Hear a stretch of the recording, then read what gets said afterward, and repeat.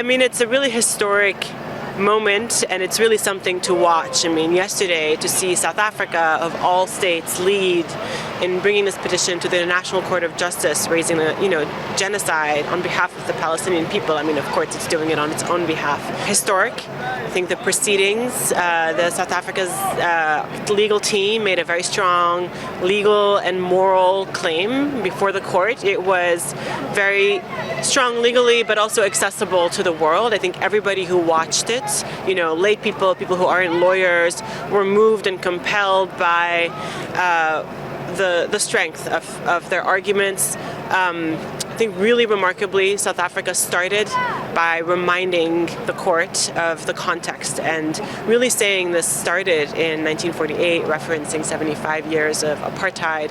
Hearing that from a South African official was, of course, moving for Palestinians in the world. And then they made a very compelling case, meeting all of the elements of genocide. And of course, remember, they're asking for preliminary measures.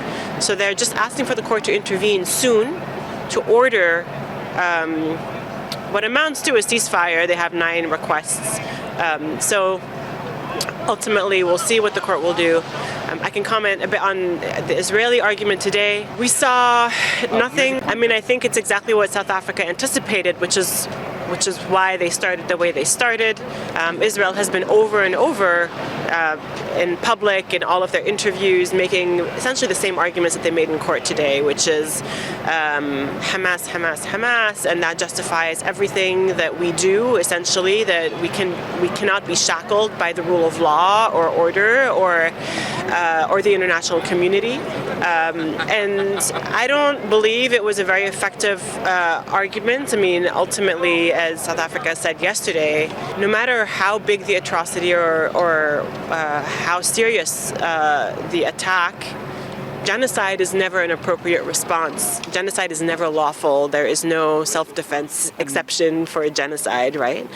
I really hope that the court will do the right thing and issue preliminary measures soon. Every day matters. I think it'll be a test for the international community because ultimately it's other states who are allowing Israel to continue without any accountability, without pulling back any of their support. And I'm speaking chiefly about the United States that has been unconditionally supporting Israel, repeating that over and over, the Biden administration has said.